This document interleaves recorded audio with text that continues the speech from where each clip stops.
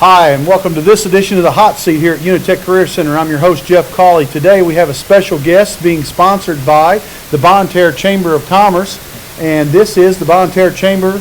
You are the president of the Chamber of Commerce. Yes. Scott Griffin, and Scott is from Griffin Automotive Design, which is right across the highway. Yes. Phenomenal looking building. Thank you. Coming down the highway, either direction, you can see it. Now, I have heard the rumor that from overhead, that is shaped like the Chevy bow tie. Is that correct? I think people have said that before. It wasn't intentional. But yeah, I think from overhead, flying over in a small I've plane, heard it that, looks like yeah. the Chevy bow tie. I thought maybe it was intentional on your part. No, it wasn't intentional. But I have been in the facility a couple times, and it looks like an operating room in there.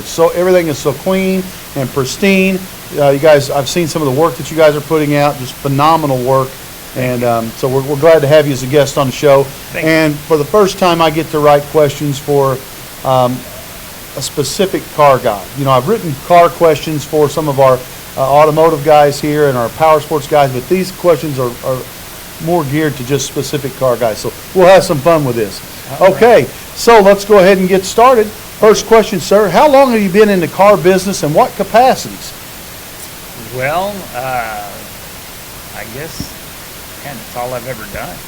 So I started at 16. We had a detail shop. So I mean, it's literally all I've ever done. Really? Yeah. So you've done detail. Have you done Yes. Have you done any sales, or have you done? No, we had the detail shop, and then I started learning auto body.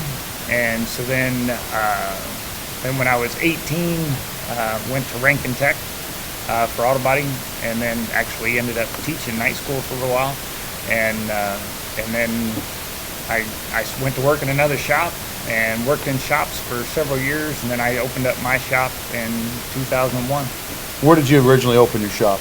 I started off up in Imperial. Right. So You mentioned Rankin. We've got a great relationship with Rankin here. A lot of our students go on to Rankin. Great place to get an education. Yeah. Okay. What song would have to be included in the soundtrack about your life? I Can't Drive 55. I Can't Drive 55. The Red Rockers. Yeah. Great. You mentioned your shop, and you're doing a lot of high-end vehicles now. Do you still do some other work, or is it mostly just those high-end? No, that's just what we're known for, is the high-end stuff. But I mean, we only do a couple of those a year, Mostly, I mean, the shop's full. We do everyday vehicles. So we have a collision shop, we have a service department, we have an upholstery department. We do major mechanical and minor mechanical, everything. So I know you did a car here in the last summer, I guess, for Marshall Bachman, and he asked me to come and kind of bid that car for him, and I think he was surprised that the number was as high as it was, because those high-end muscle cars have taken off, and I think you and I kind of have an understanding of where those things are going. Yeah. So if you've got a car that you need some work done on a complete restore, this is a guy to call. Thanks. All right, let's go on down to the next question. You're a muscle car guy, but what do you think of the new electric car movement? I think it's the way of the future. Think is it? Yeah. I'm very interested, and I'm looking into doing I want to do an old hot rod with an electric conversion on it. Have you driven the new Mustang, the new electric Mustang? Not the new Mustang, no. I haven't driven that, but one of my son's friends has the Super Sport Tesla, and I did drive that, and it's the fastest thing I've ever driven. Yeah, it's very impressive. And that's why I say it's the way of the future. Yeah, very impressive. Yeah. If you could make one type of car modification become a widespread fad, what would that be? Years ago, guys were saying, why don't we put power windows in these cars, and it's since taken off. Is there one thing that you look at and say, boy, cars should do this? Wow. It seems like they're doing everything now. It makes it more difficult. I think one of the neatest things that I've seen is like the 360-degree camera that they put on. I think they all ought to have that. Right. That's probably to me, one of the most fascinating new things that have come out, and we're adding it now. We add it on our old cars, and I think it's great. Right. Just technology's just taking us. It is. I mean, it's hard to think of new things because it seems like as soon as you think about it, you realize it's Someone's already got doing out. it. Yeah, it's crazy. What was your favorite television show growing up? Probably Dukes of Hazzard. Dukes of Hazzard. Okay. Yeah. Okay. Bo and Luke Duke. Yeah, okay. good old boys. Someone they just say, I forget who it was. We had a guest on earlier this week, and they said the Dukes of Hazzard. Too, Yeah, so. yeah. All right. So this is a question, and these are car colors. I mean, obviously you're going to know the color, but if you're not a car guy, the definition of the color doesn't mean as much. So I'm going to ask you to pick between these three colors. Okay. Sun-kissed orange, plum crazy purple, or Marlboro red. Sun-kissed orange. You like that sun-kissed orange? Yeah. The sun-kissed orange. Yeah. Have you toured the Count's Customs out in Vegas? Have you been to Danny Coker's? No, I haven't been to that one. I've been, and he's a plum crazy purple guy. He wants to paint everything Yeah. purple, and I don't like that. But I do like the sun-kissed Yeah. orange I'm more and the into- Marlboro red. Both those colors are strong. Yeah. And I'm a voodoo blue guy. I like that Yeah, bright, I'm big on blue. that bright blue. What's your favorite ice cream flavor, Scott? Cookie dough. Cookie dough. Okay. Yeah. All right. Here's a multiple choice for you. The Ford Pinto, the AMC Gremlin, the Dodge Omni, or the Chevy Corvair. Which is the worst one produced? Pinto. The Pinto. Well, they would explode on rear impact at yeah. some point, but I think Nader said that the Corvair was unsafe at any speed. Yeah, but at least it's cool. But it did look cool. It did look cool. Okay. Favorite rock group of all time? Motley Crue. Motley Crue guy. Yeah. Okay. This question, I like this question. What was your very first car? 74 Camaro. 74. Was Yeah. that was not a real strong year. It was not a So good year. was that a 305 car, or was it a 307 or 350 car? It was a 350 car. So it was at least a 350 yeah, it car. was a 350. Was it a Z28 or an SS or Berlinetta? Do you It was remember? a LT. It was the LT. Yeah. Okay. All right, neat car. If you could eliminate one car from ever being produced, looks-wise, what have you ever looked at and say, why would they ever make that car? Is there one that you just think that's the ugliest vehicle I've ever seen? The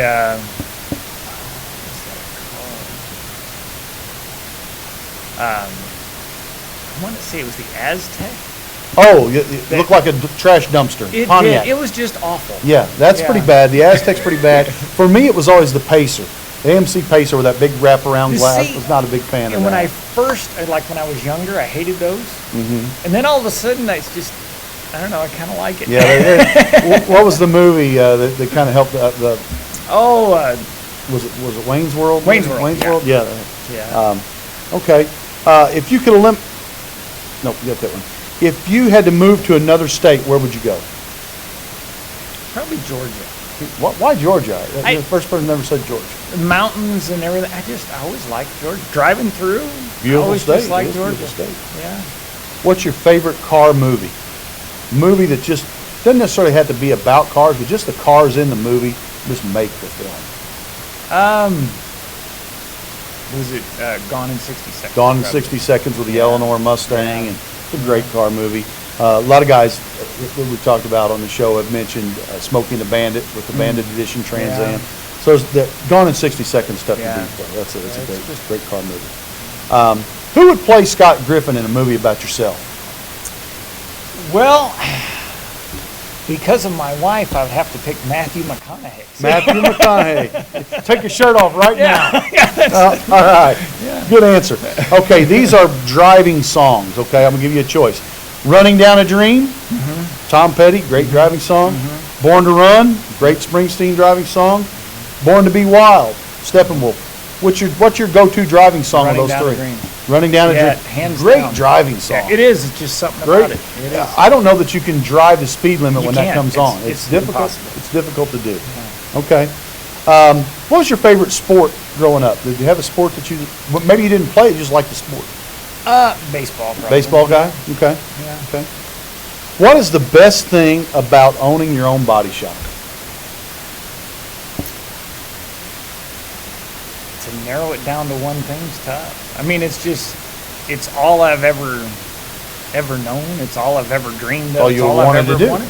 Okay. So, yeah. Well, let me to make it a narrow little down. easier on you. What's the worst thing about owning your own body shop? The fact that we got so big that I don't get to be as hands-on as much as I used to be. Right, right. We had a superintendent's meeting this morning here, and one of the things that I mentioned is you want strategic growth because explosive growth takes you out of the picture. Yeah. And that's what's happened at your place. You've got Yeah. so big so fast that now you still like doing that hands-on stuff, and you can't do it because you're muddled in some management things now. Yeah. So Yeah, I get to do some stuff, but now it's like, and I guess it's not all bad. I get to start the cool stuff, and Right. then, and then I You kinda want to pass be it in the on. middle of that 67 Firebird. You don't want Yeah. someone else doing it. Yeah, Right. I got that's you. the hardest part. So now we're talking about more modern cars. If I gave you a budget of only $30,000 to spend as a new driver car, what would you buy in that price range? If someone said, "Hey Scott, I got $30,000 to spend. I need a good, reliable car that's going to last me, that's dependable." What would you recommend to someone?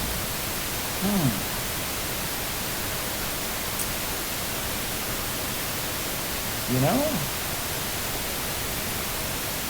I mean, You could throw out a couple if there's a yeah, couple I that mean, come to mind. like, honestly, you can't go wrong with like the Toyota Camrys. And, you know, I mean, I think that's probably the as answer far that as most just people a would. good Yeah. car, it's just hard to beat. I would agree with the Toyota Camry. Yeah. Tough to beat. Yeah. Great question here. Mr. Lowry wrote this question. What was popular in high school when you were in high school that's no longer popular? Was there one thing that you look back and say, well, that was really popular, not so much anymore?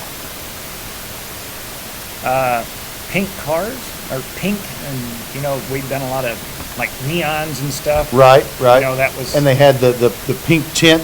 Is that the one you're talking about, or just a Yeah. pink in Well, general? just like, you know, pink stripes, and pink was Okay. like neons and stuff. That Big was deal like then. the big thing then, and Okay. crazy graphics and stuff Okay. like that. All right. Last question for you here, and you're going to be off the hot seat. You've done a great job, by the way.